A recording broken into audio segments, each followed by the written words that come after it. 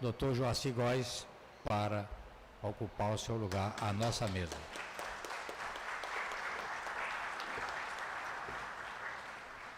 Deixaremos, portanto, um espaço reservado para a doutora Maria de Fátima, que está no engarrafamento aí, representando aqui, nesse momento, o presidente do Tribunal de Justiça, doutor Nilson Soares.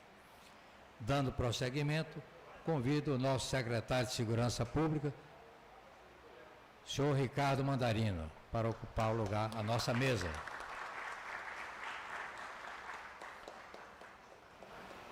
Convidamos ainda o jornalista Walter Pinheiro, presidente da Tribuna da Bahia.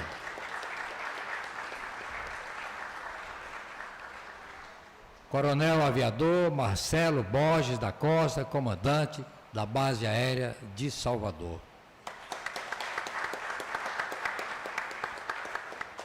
Com prazer, convidamos o desembargador Lisivaldo Brito, também ocupando o lugar aqui à nossa mesa.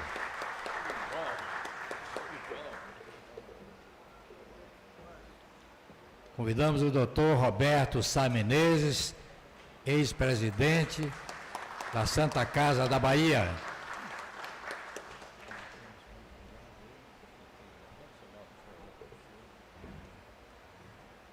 Convido o nosso confrade desta casa, doutor Calmon Teixeira, aqui presente.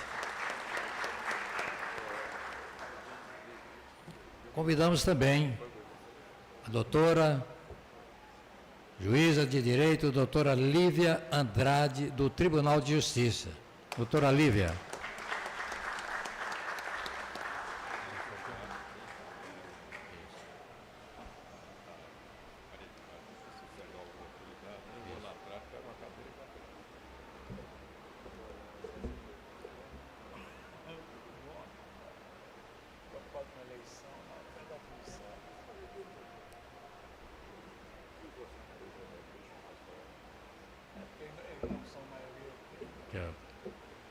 Quase composta a nossa mesa alta, nós então queremos comunicar a todos que estamos dando início a um projeto criado aqui nesta casa, Aprendendo e Ensinando no Café. Coordenação dos professores Caiubi Alves e Lúcia Góes, professora Lúcia, que eu também convido para integrar a mesa alta.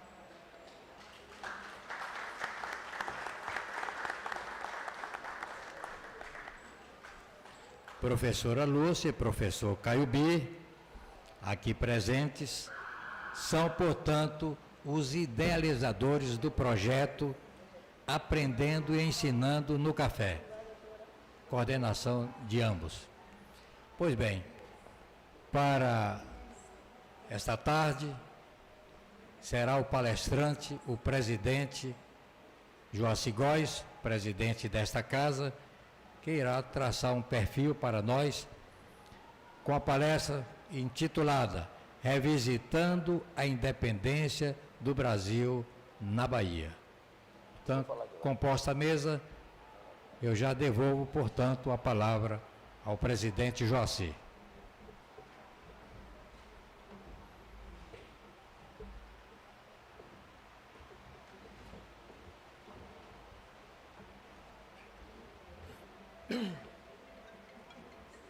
Pega aquele meu copo ali em cima com água. Esqueci.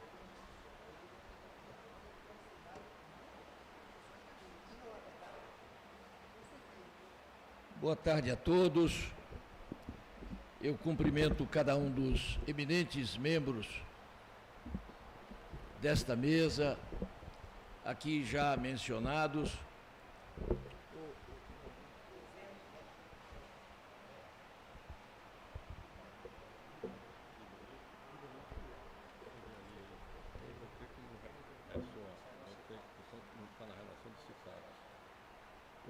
Está na relação de citados, Por que não chamou o delegado? Só quer que chame? Sim, só para Eu convido o desembargador Ivanildo, por gentileza, para compor a mesa.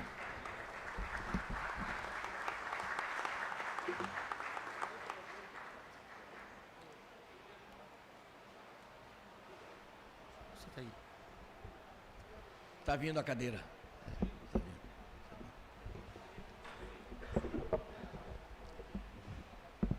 Fica até parecendo que tudo isso foi armado para dar maior destaque à presença do ilustre desembargador Ivanilton, né? Mas não foi não. É que ele é um amigo antigo dessa casa e é um amigo pessoal meu, uma pessoa a quem eu muito admiro e com quem eu tenho certeza esse instituto vai trabalhar para o desenvolvimento de alguns dos seus projetos mais importantes.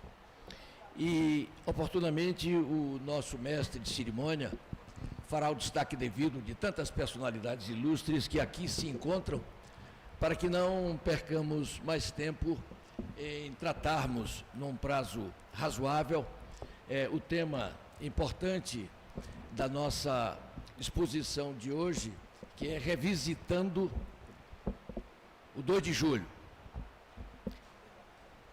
Essa, sem dúvida alguma, é uma data que coroa o momento mais glorioso da Bahia ao longo de toda a sua multicentenária história.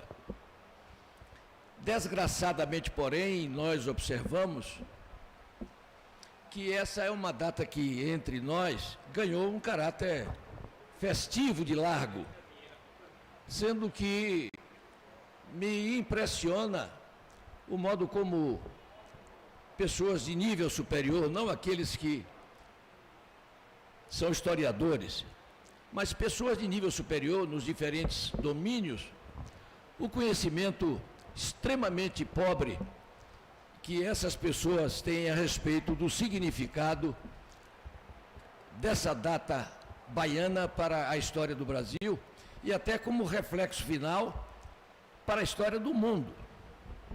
Não é à toa que Braz do Amaral, um importante historiador baiano, que há 100 anos publicou um livro, A Independência do Brasil na Bahia, em que ele equipara o 2 de julho de 23 a alguns dos momentos mais excepcionais da história humana em todos os tempos, talvez em consequência de termos desenvolvido, quem sabe, um sentimento de pigmeus, quem sabe, nós tenhamos perdido a medida do significado daquela saga histórica. Tanto é que só agora, em 2013, a Câmara dos Deputados, por iniciativa da deputada Alice, Portugal, aprovou uma lei reconhecendo o 2 de julho de 23 como efeméride nacional, coisa que até então não existia.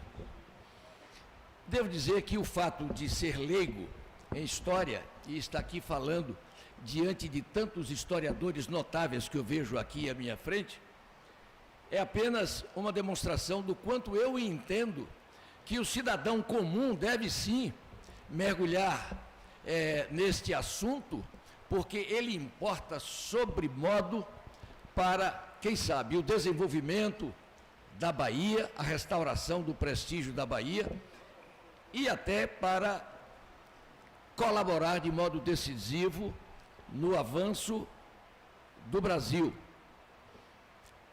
Quem leu na adolescência, né, aquele famoso livro de um militar, né, que compara as histórias do Brasil e dos Estados Unidos,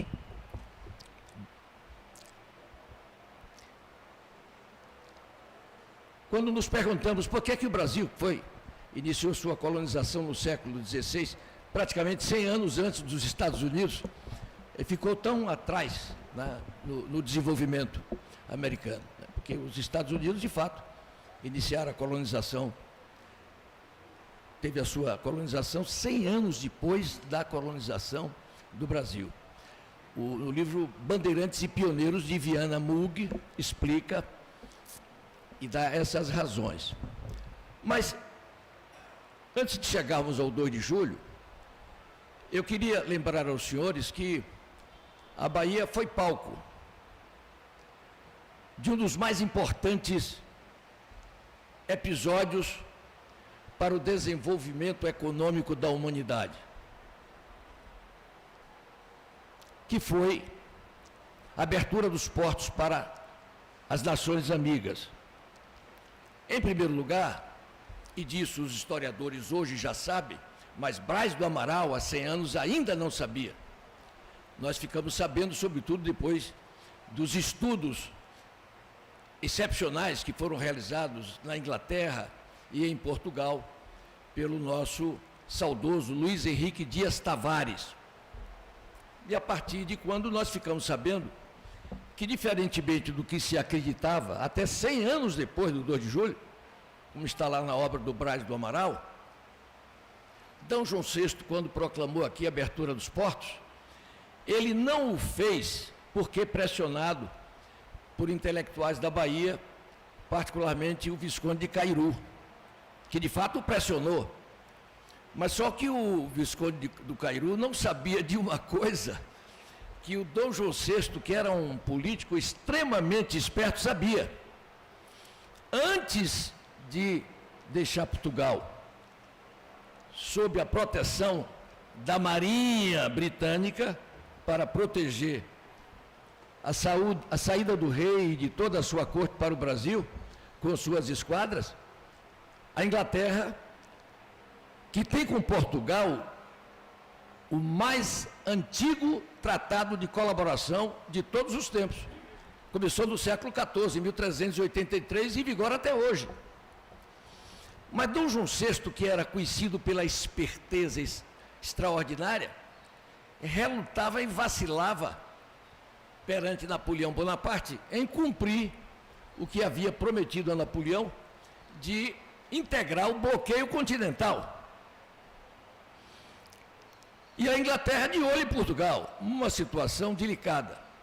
E, finalmente, o D. João VI mandou assegurar a Napoleão que iria, com data certa, autorizar o bloqueio, enquanto, em paralelo, realizou um tratado para assegurar sua fuga com a Inglaterra, e a Inglaterra exigiu como garantia que fosse oferecido o arquipélago da Ilha da Madeira. A Ilha da Madeira foi dada como arquipélago do cumprimento de que os 15 navios, falam 15, 12, 10 navios que deixaram Portugal naquele 27 de novembro de 1907, 28 de novembro, na realidade, de 1907, que a esquadra da Inglaterra, que iria comboiá-los até determinado ponto, estava ali graças a este tratado. E parte do tratado era o de abrir os portos. Porque se Napoleão Bonaparte tivesse tido êxito no bloqueio continental, primeiro Napoleão não teria tentado invadir a Rússia, como fez depois. Não precisava invadir a Rússia, ele já tinha o domínio do mundo. Ele só faltava ter o domínio da Inglaterra, que era imbatível no mar. Você olhando a geografia, vendo onde fica a Inglaterra, onde fica a Espanha, Portugal e França, né? Vizinhos, quer dizer, a França vizinha da Espanha, a Espanha vizinha de Portugal, e os dois banhados pelos oceanos Mediterrâneo e pelo Oceano Atlântico. Então, Napoleão não tinha como enfrentar ali no Oceano Atlântico, sequer no Mediterrâneo, os navios ingleses. Se ele tivesse tido êxito no bloqueio continental, Napoleão teria dominado o mundo. Talvez aqui hoje estivéssemos falando francês, quem sabe. E, por azar de Napoleão, que parece que conhecia muito de armas, mas não conhecia o suficiente de história, ele ignorava que há 2.500 anos, quando Ciro, no lance final para conquistar o mundo, avançou para conquistar os citas, antigos povos que hoje habitam espaços pertencentes à Rússia, a rainha Semíramis foi recuando e destruindo tudo que tinha no caminho. Foi recuando e destruindo tudo que tinha no caminho, deixando para Ciro exclusivamente o frio e a fome. E quando Ciro finalmente capitulou, ela mandou decepar a sua cabeça, pegou pela... Recordo-me do professor Altamirano Requião, descrevendo esse episódio como meu professor no Colégio Central da Bahia. Pegou pelos cabelos a cabeça de Círio e emergiu num tanque de sangue e disse: bebe do que tanto tiveste sede.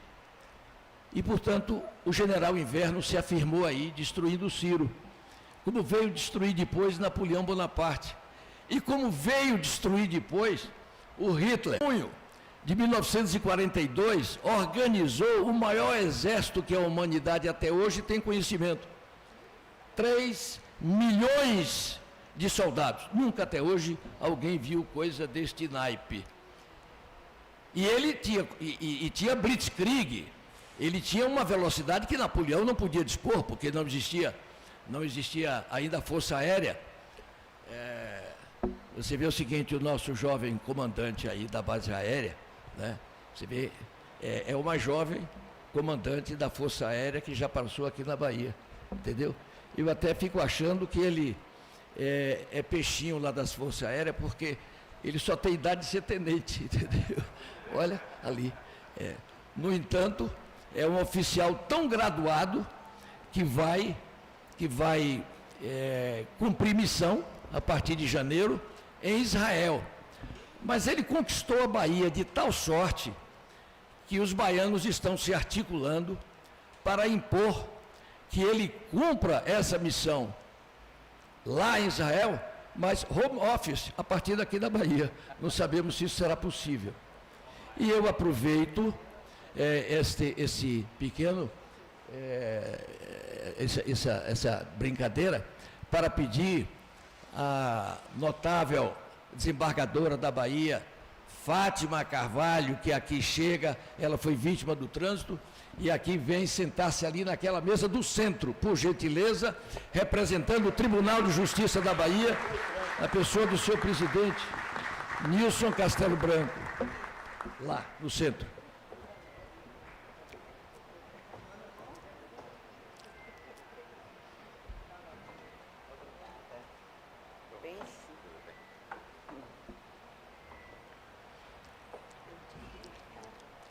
E, ainda que no verão, 1º de junho, os russos, como não tinham como enfrentar o disciplinado exército de Hitler, eles foram, porque para os russos, eu fiz o CPOR em 1958, 59, portanto, relativamente poucos anos depois da guerra, né?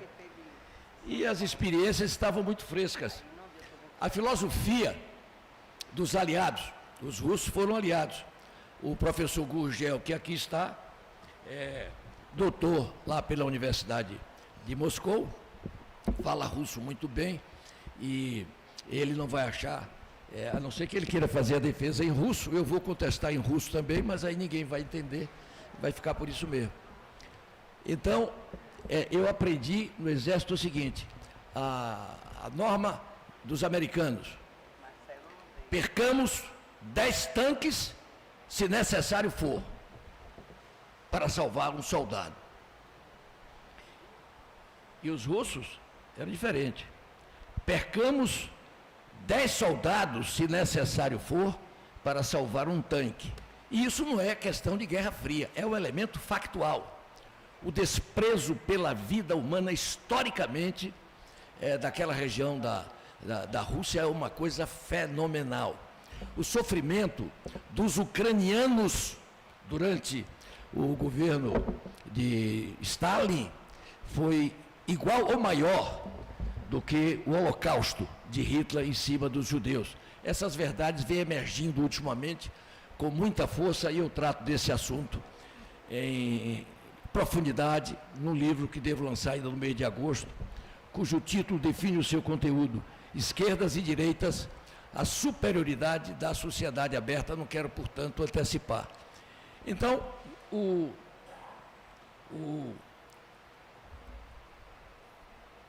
os russos procuraram segurar o máximo que puderam. E, por sorte dos aliados, foi uma sorte extraordinária, no dia 7 de dezembro de 1941, aconteceu o bombardeio de Pearl Harbor pelos japoneses, fato que levou os Estados Unidos a ingressarem na guerra, porque até então Roosevelt queria entrar na guerra, aliado que era do Winston Churchill, mas a opinião pública americana era absolutamente contrária. Mas diante daquele morticínio, né, que destruiu 3.500 soldados, o povo americano ficou indignado e o Roosevelt entrou na guerra. Interessante que os Estados Unidos, como estavam fora da guerra, já era naquele momento a maior potência econômica mundial, mas era a 18ª potência militar do mundo. Aliás, há um livro que trata sobre isso, como as superpotências terminam se destruindo pela prioridade que passam a dar às forças armadas, naquele sentido de dominação, com prejuízo na educação, do desenvolvimento econômico e tal. Pois bem, então, Napoleão Bonaparte não teria tentado invadir a Rússia se o Dom João VI não tivesse feito esse tratado com a Inglaterra e aberto os portos do Brasil, particularmente o de Salvador, que era o mais importante, às nações amigas, acabando com isso o pacto colonial. Existia o pacto colonial, as nações matrizes da Europa, elas tinham colônia, na América do Sul, na África e na Ásia. E elas então fizeram o seguinte pacto: nossas colônias só podem comercializar com o mundo por nosso intermédio. Então o Brasil não podia vender diretamente a ninguém, tinha que passar por Portugal, as colônias francesas através da França e assim por diante. Então, com essa abertura, com esse lançamento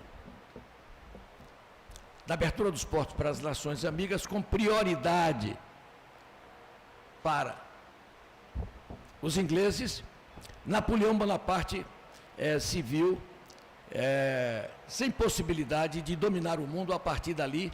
Por isso mesmo que ele terminou indo mais adiante na tentativa de dominar a Rússia e tendo como consequência a sua derrota completa e uma nova ordem internacional instituída sob a batuta de Talleyrand em 1815, da qual, até por sugestão do Talleyrand, ele dizia que o Brasil deveria ser equiparado a Algarves e a Lisboa, né, tudo fazendo parte do reino do Brasil, Algarves e Lisboa. Por isso que o Brasil foi elevado à condição de reino. Observe, os senhores, que do ano de 1808 ao ano de 1821, 13 anos e pouco, que D. João VI esteve no Brasil, o progresso brasileiro foi maior do que de toda a sua história passada. Então, já se vê aí que com a Revolução do Porto, porque, por sua vez, Portugal ficou completamente baratinado. Napoleão fez um contrato com a Espanha, entrou na Espanha, mas, como se esperava, dominou a Espanha, entregando ao seu sobrinho, e chegou a Portugal. Os portugueses não ofereceram resistência oficial. Havia escaramuças, brigas aqui, ali e acolá, e então o William Beresford, o comandante das tropas portuguesas, passou a ser um inglês. E os ingleses passaram a dominar o território. E isso, com a derrota de Napoleão, esse estado de coisas continuou. E os portugueses ficaram indignados. Então veio a Revolução do Porto para restaurar a dignidade de Portugal. E com isso até, se fosse o caso, já que D. João VI estava no Brasil, um movimento de emancipação, de separação do Brasil de Portugal. D. João VI, diante disso, teve que ir embora para Portugal, deixou o filho, tem aquelas frases todas, bota esta coroa na tua cabeça e tal, antes que aventureiro ponha a mão nela. E o fogoso jovem D. Pedro, né, com 22 anos, né, naquele momento tinha 22 anos, ele nasceu no dia 12 de outubro de 1798, e gostava do esporte de namorar, gostava bastante do esporte de namorar, né? A Marquesa de Santos foi apenas uma namorada mais ativa, mas namorar era a sua principal responsabilidade, né? E é muito provável, aí é que está, quem quiser conhecer a melhor biografia de Dom Pedro, deve ler o livro de Javier Moro, né? El Império Eres Tu, um espanhol, que é um historiador notável, e aqui eu tive o prazer, quando presidente da Academia de Letras da Bahia, de trazê-lo para fazer uma palestra lá em nossa academia. Eu considero a melhor biografia de Dom Pedro. Então é possível que Dom Pedro, que chegou aqui ao Brasil com 9 anos de idade, ele tenha sido, você pode imaginar, um jovem fogoso como aquele e tal, e assessorado pelo José Bonifácio de Andrade Silva, com quem ele mantinha uma relação difícil, diga-se em nome da verdade, mas o José Bonifácio era um craque. É um sujeito que só voltou ao Brasil 30 anos depois de estar ausente. Então, a Bahia, com a declaração da abertura dos portos, lançou o ato que destruiu 600 anos, 6 séculos de pacto colonial. Isso é uma coisa de um valor excepcional. E àquela altura, 1921, quando Dom João VI vai para lá e deixa o filho aqui, o ambiente no Brasil era de completa intolerância com relação ao Brasil voltar ao seu status anterior, né? Mas a verdade é que os portugueses é que mandavam no Brasil. O domínio era dos portugueses. As tropas predominavam sob o comando dos portugueses. E a Bahia, apesar de ter deixado de ser a capital em 1763, portanto, a Bahia passou como capital 214 anos. O Rio de Janeiro, quando você soma, de 1763 até 1960, um tempo sensivelmente menor. A Bahia tinha o maior porto, o Porto de Salvador, chegou durante 200 anos a ser o mais importante porto do continente americano. Vejam quanta grandeza a Bahia sediou. E eu sinto que os baianos, na sua maioria, não sabem disso. E talvez o Brasil também não saiba disso, parece que nós temos vergonha de nossa história, o que nos leva a aceitar coisas inaceitáveis no Brasil. O Brasil é um povo que aceita coisas inaceitáveis, absolutamente inaceitáveis. Vocês calculem que nós temos 54% da população brasileira sem saneamento básico. 54%. E há uma pesquisa da Oxfam mostrando que quem não tem acesso a saneamento básico, a média de vida é de 54 anos. Então, quando você compara a mortalidade real dos 10 mil brasileiros que morrem todo dia, de todo tipo de doença no Brasil, o número daqueles que morrem precocemente por falta de saneamento básico, você vai ver que a Covid é brincadeira. Ninguém liga para isso. A educação brasileira, o Brasil é a 10ª potência do mundo, a educação brasileira está em 90º lugar. Não há o menor protesto sobre isso, todo mundo acha bem, os governantes apresentam as pontes que fizeram, as estradas que fizeram, como uma grande coisa. Educação é secundário para isso, secundário. Nós temos aqui o autor do melhor projeto de educação que há no mundo, que alguém fez no mundo. Aqui da Bahia, eu posso dar o nome de personalidades que viram esse projeto, como o professor Roberto Santos, Edivaldo Machado Boaventura, Mário Kertz, Nestor Duarte, Carlos Eduardo Sodré, o governador Jacques Wagner. Quando o governador Jacques Wagner viu esse projeto, ele era governador, Ele disse, governador, meu sentimento é que esse projeto é mais importante para o Brasil do que o pré-sal. Veja, ele viu o projeto sem nenhuma interrupção durante 2 horas. Ligou em seguida para o secretário da Educação, para as autoridades e disse, acompanhe esse projeto, temos que usar esse projeto. Quando eu ia saindo, ele virou e disse, Joacir, isso que eu estou dizendo aqui, eu já disse no rádio, na televisão, várias vezes. Você não me cobrou resposta àquela sua provocação. Eu digo, olha, governador, eu não queria lhe criar constrangimento. Ele disse, não, mas eu faço questão de responder.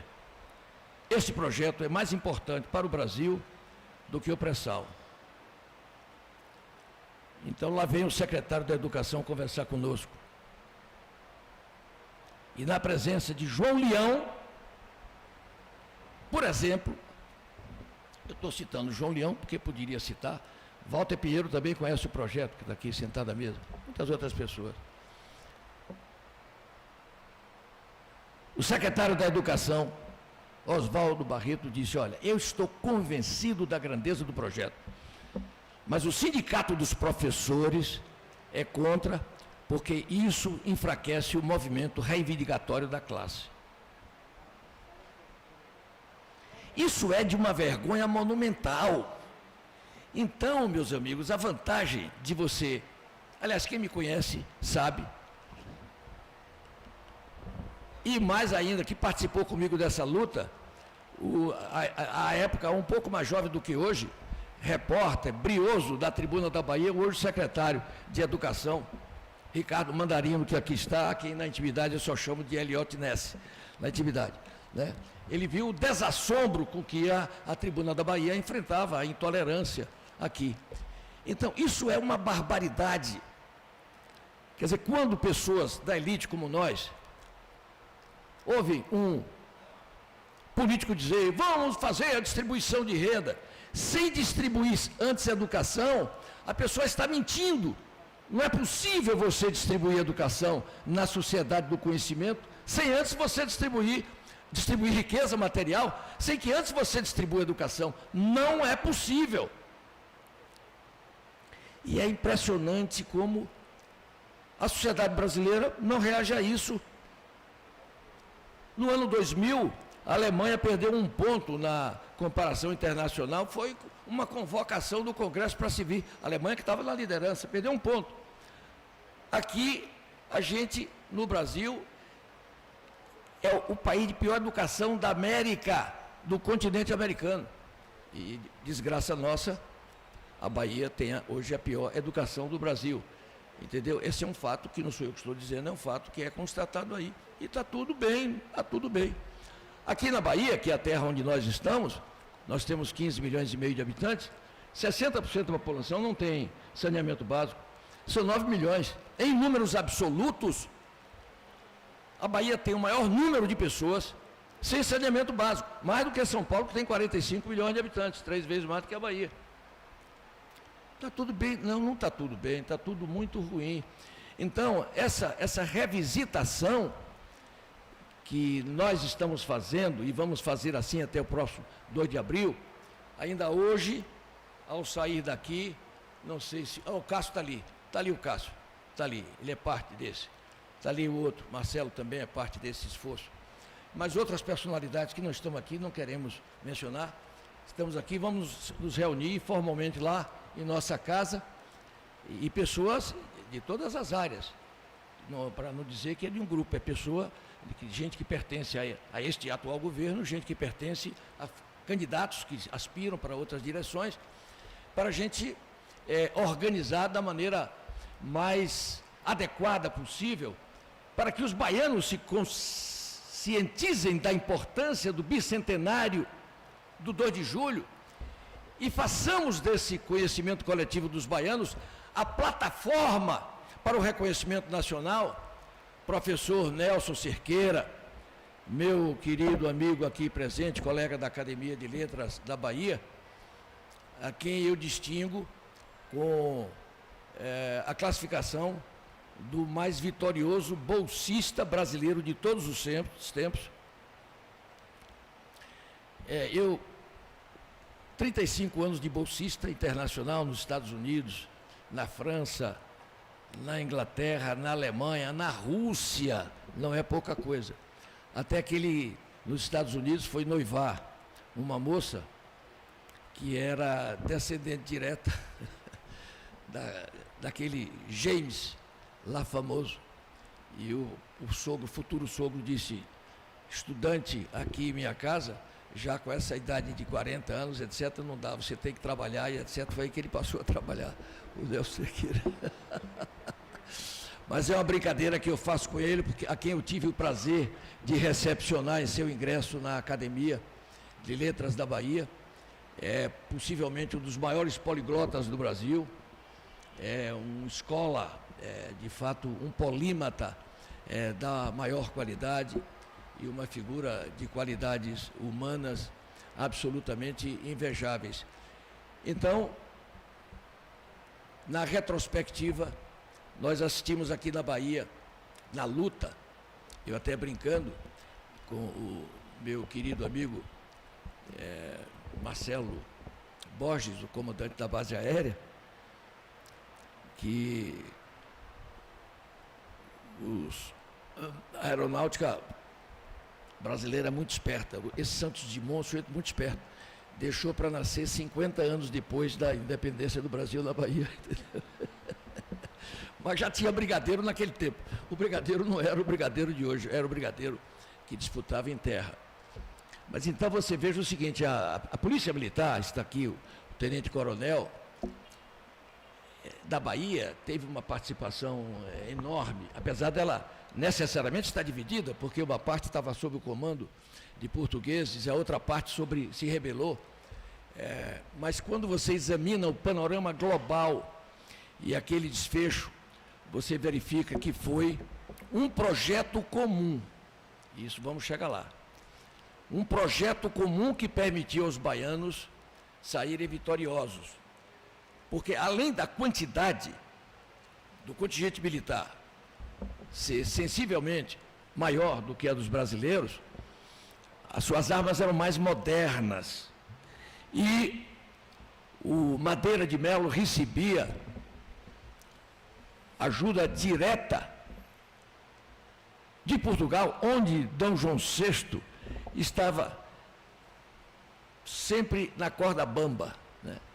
Para sobreviver, ele tinha que estar de olho no filho dele, estava aqui no Brasil, mas tinha também que estar de olho na resistência, senão ele poderia ser ultrapassado. E aí é que veio, hoje fica fácil a gente compreender isso, como os homens daquela época se articularam para montar um governo provisório lá em Cachoeira e fazer um sítio da cidade de Salvador. A cidade de Salvador foi sitiada.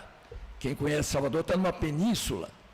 Então, essas tropas pegaram de lá, desde lá, acima de Itapuã, foram fechando Pirajá, São Francisco do Conde, Santo Amaro, Cachoeira, Maragogipe, e usando os dois rios, o Rio Paraguaçu e o Rio Jaguaripe, dominando o acesso, porque ao longo desse trecho que eu mencionei, havia o registro de 300 fazendas produtivas, e o consumo central maior era em Salvador e no Recôncavo. E esses víveres foram bloqueados, tanto que as vitualhas vinham diretamente de Lisboa para o Madeira de Melo, que diante da escassez foi obrigado a destiná-la à sua soldadesca e aos seus aliados. Isso fazia com que Salvador gradativamente fosse praticando um êxodo. As pessoas iam saindo de Salvador para não morrer de fome, onde eles se aventuravam matando passarinho, caçando tatu, outra coisa qualquer para se alimentar. Inclusive chegou um determinado momento que o próprio Bandeira de Melo disse: ou vocês recuam ou a gente vai atirar. E de uma vez só, na cidade de Salvador, que não era tão assim populosa, em questão de 48 horas saíram 10.000 pessoas de Salvador. Isso representou, o pessoal estava acompanhando tudo. Fizeram uma injustiça muito grande propriamente não foi justiça. O Pierre Labatut, o francês, que era um soldado de Napoleão, era um general de Napoleão, mas com a queda de Napoleão ele saiu procurando emprego pelo mundo. Como o Lord Cochrane, o inglês, escocês, ele também, quando acabou a guerra com Napoleão, ele foi vender seus serviços profissionais no Chile, e depois Dom Pedro contratou ele veio aqui para o Brasil, e o homem de sorte chegou na hora H para ajudar a tanger porta fora os navios que transportavam o Madeira de Melo e os seus soldados. E, finalmente, permitindo que as tropas vitoriosas desfilassem, porque, contrariamente ao que diz o maior poema heróico que eu conheço, que é a Ode ao 2 de julho, contrariamente ao que diz, era no 2 de julho, a pugna imensa travara-se nos cerros da Bahia, o anjo da morte pálido cozia uma vasta mortalha em Pirajá. Neste lençol tão largo, tão extenso, como um pedaço roto do infinito, o mundo perguntava, erguendo um grito, qual dos gigantes morto rolará? Debruçados dos céus, à noite os astros seguiam da peleja o incerto fado. Era a tocha o fuzil avermelhado, era o circo de Roma o vasto chão. Por palmas o troar da artilharia, por feras os canhões negros rugiam, por atletas dois povos se batiam, enorme anfiteatro era amplidão.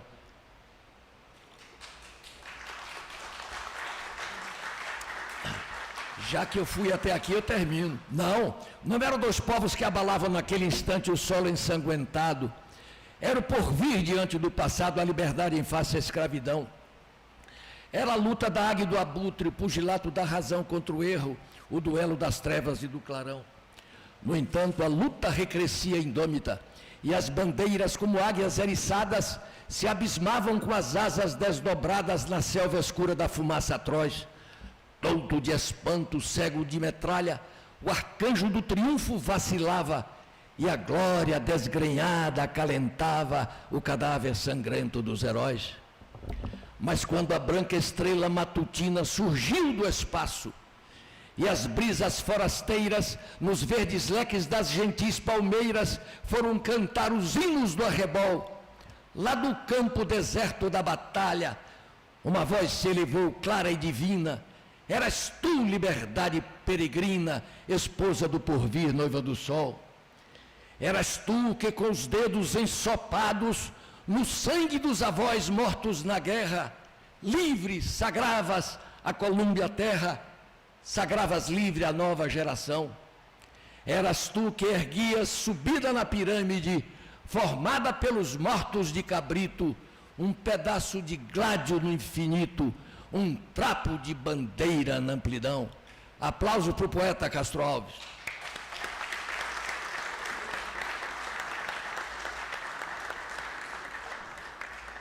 Porque tudo isso aconteceu no período anterior. O 2 de julho foi um desfile. Foi um desfile. Apenas um desfile dos vitoriosos.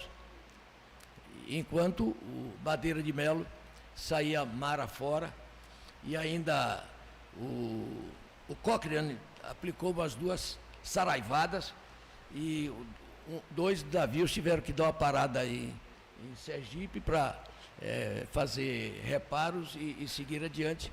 E com isso, nós, aqui na Bahia, consolidamos a independência do Brasil, porque o Madeira de Melo, do 7, ignorou a partir do 7 de setembro, Dom Pedro completamente. Dom Pedro mandava os comandos dele de lá para cá e ele não dava a menor pelota. A Bahia estava sob o guante de um representante português. Então, se não houvesse a Bahia, primeiro, Portugal se consolidava aqui e daqui ganharia força e musculatura para avançar para o Rio de Janeiro. Ninguém sabe se Dom Pedro que queria fazer. É muito difícil você prever essas coisas. Mas, de qualquer maneira, o que se sabe é que essa consolidação se efetivou aqui na Bahia e graças aos baianos, impedindo que, numa hipótese de fracasso local, o país fosse dividido em 2 ou mais países, provavelmente haveriam de obter mais tarde, como aconteceu com a propagação do pensamento iluminista que conduziu a independência de todas as colônias do continente americano, mas nós teríamos aqui 2, 4, 6, 8, quem sabe, vários Brasis falando a língua portuguesa. E ainda voltando atrás, a única coisa que permitiu que os baianos, desde os mais modestos, inclusive escravos, muitos senhores cumpriram sim o compromisso de libertar os escravos na hipótese deles participarem da luta. Outros não, como se faz em qualquer negócio de boca. Ainda hoje, você verifica, aliás, na praça pública, o político chegar e apresentar que vai fazer isso, etc. E depois, quando ele está no poder, você verifica o que ele faz, os assaltos que eles praticam, a roubalheira, o enriquecimento, quanto mais exigir dessa época. Mas desde as pessoas mais modestas, até portugueses, alguns portugueses que se associaram ao movimento brasileiro, houve sim portugueses que se associaram ao movimento brasileiro, a coisa que unia a todos, que tinham entre si, eventualmente, sérias divergências, era o seguinte: nós queremos sim alcançar a nossa independência, coisa que já tinha acontecido com praticamente todos os países da América do Sul, sob a tutela da Espanha.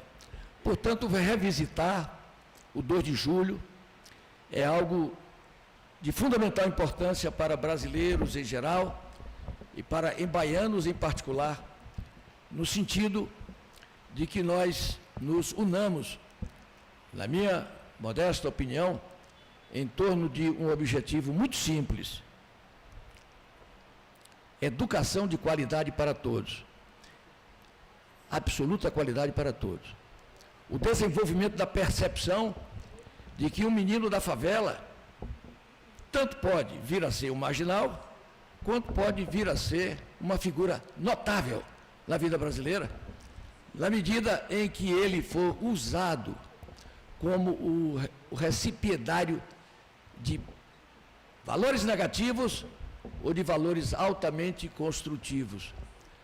Educação nessa visão. E no plano da saúde,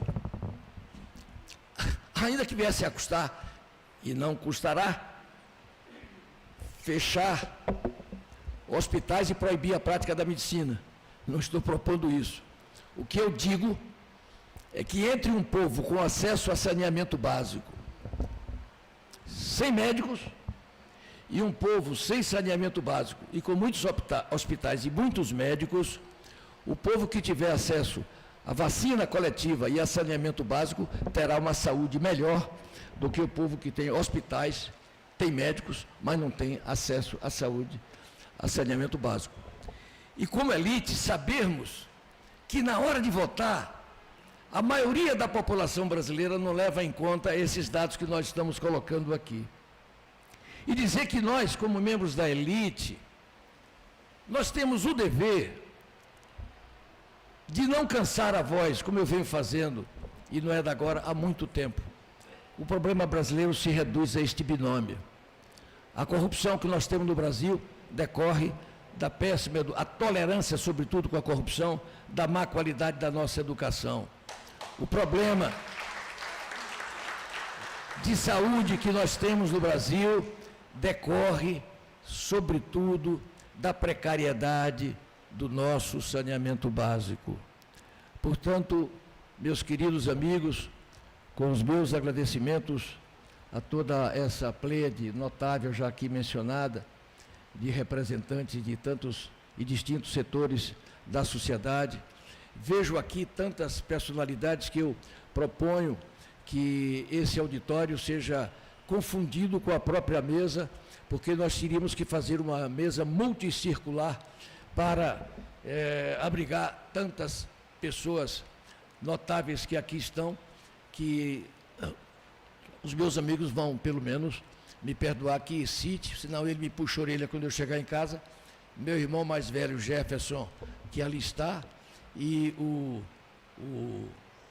pai da minha sobrinha, por afinidade, casada com o filho de Jefferson, o Manuel Lorenzo, grande arquiteto, Lourenço Miller, pela mesma razão, ali do lado, esse já, porque a filha dele é minha nora e nós dois partilhamos dos mesmos netos.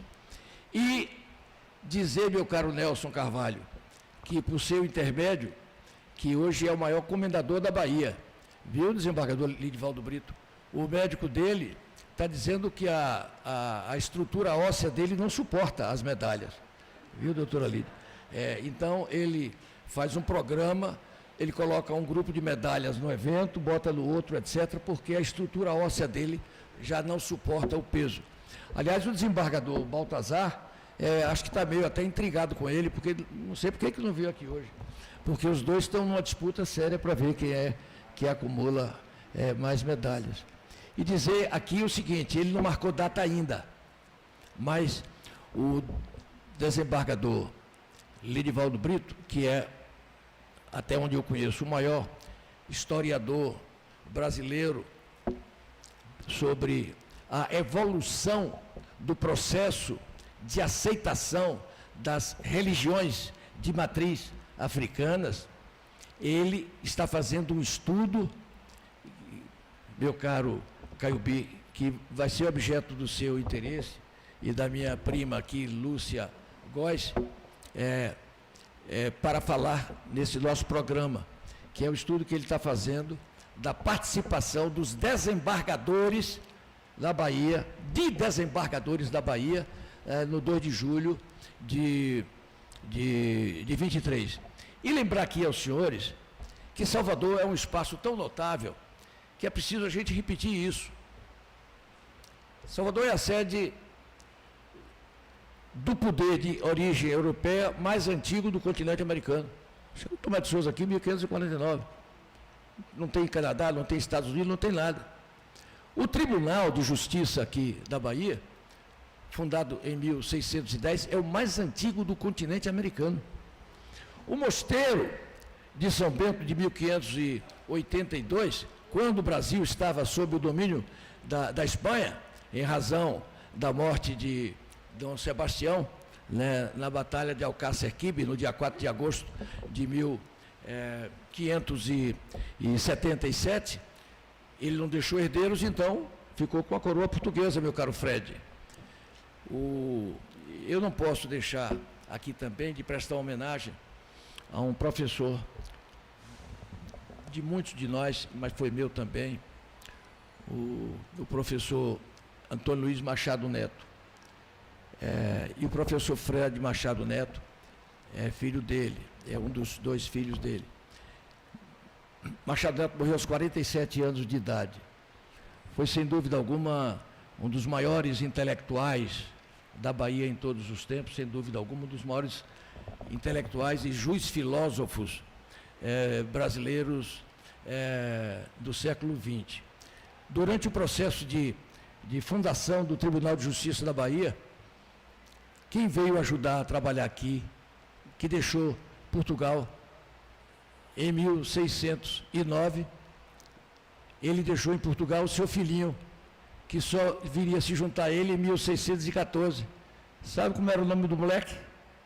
Antônio Vieira. O pai de Antônio Vieira foi ajudar a fundar aqui o Tribunal da Relação aqui da Bahia.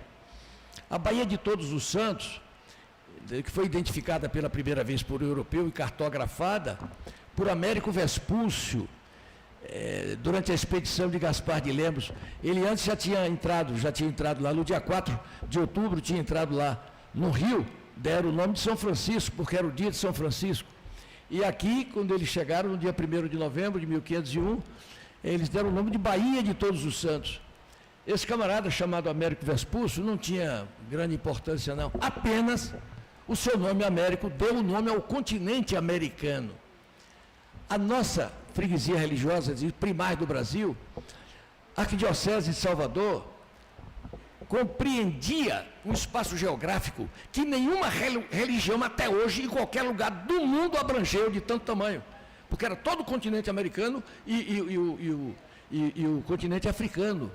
Você veja, e por aí lá vai.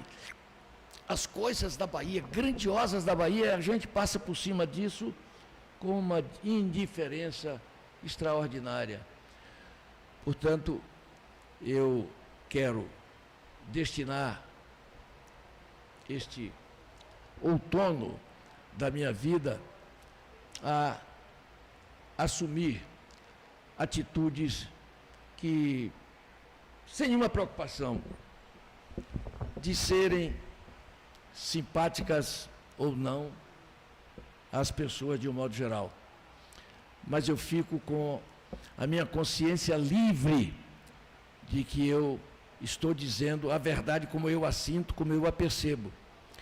E fico mais ainda tranquilo, porque quando digo, por exemplo, que nós estamos destruindo a Universidade Pública Brasileira, eu convido, Caiubi sabe disso, que venham pessoas da universidade, que venham o magnífico reitor, que é meu amigo e colega, lá, para discutir em público isso comigo, para que eu não fique falando mal de uma universidade que faz um bom trabalho. No meu tempo de universidade, ela era considerada a segunda do Brasil. A última avaliação que eu tomei conhecimento, feita pelo MEC, ela está em 18º lugar, a quarta do Nordeste, com todo o respeito que eu tenho pelo Nordeste. Não é razoável que isso esteja acontecendo. O que está salvando o nosso ambiente de nível superior hoje é aquele processo lá da Federação das Indústrias, a Federação das Indústrias, o Cimatec, que tem hoje as melhores engenharias do Brasil, que é o que está salvando. Quer dizer, a gente fica no Brasil, calculem isso, o Brasil forma por ano mais advogados do que toda a Europa. Toda a Europa junto. A Europa, Estados Unidos e Canadá juntos, e Japão. Entendeu? A gente, será, meu Deus, será que isso, as pessoas não estão enxergando isso? Percebe? Revisitemos, portanto, a glória do 2 de julho, para, a partir do presente, nós construirmos a grandeza da Bahia e do Brasil. Muito obrigado.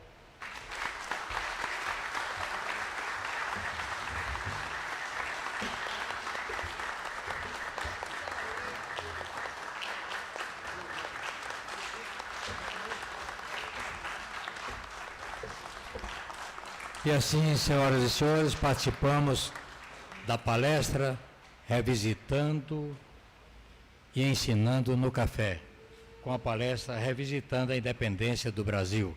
Esse projeto, Aprendendo e Ensinando no Café, é um projeto criado pelo professor Caiubi e a professora aqui presente, Lúcia Góes. Pois bem, além da presença da presidente do Tribunal de Justiça aqui da Bahia, em nome de quem nós saudamos toda a mesa alta, nós queremos então citar aqui que honraram com suas presenças essa palestra de hoje do professor e presidente desta casa, Joaci Góes, o presidente da Academia de Letras e Artes do Salvador, professor Luiz Cláudio Guimarães, o professor Elísio Brasileiro, também aqui presente, Dr. Nelson José de Carvalho, o tenente-coronel PM Erlon, que aqui nos honrou também com sua presença. Tenente-coronel, ele é assistente militar da Secretaria de Segurança Pública. Dr. Luiz Guilherme Pontes Tavares, Edson Góes, do Instituto dos Operadores do Direito Desportivo, também aqui conosco. O cônsul Marcelo Sacramento, que também é vice-presidente da ABI. Enfim, todos os senhores, todas as senhoras que nos deram a honra e o prazer de estarem nessa tarde literária aqui no Instituto Geográfico para ouvirmos o nosso presidente Joaci Góes com a independência da Bahia do Brasil. Obrigado.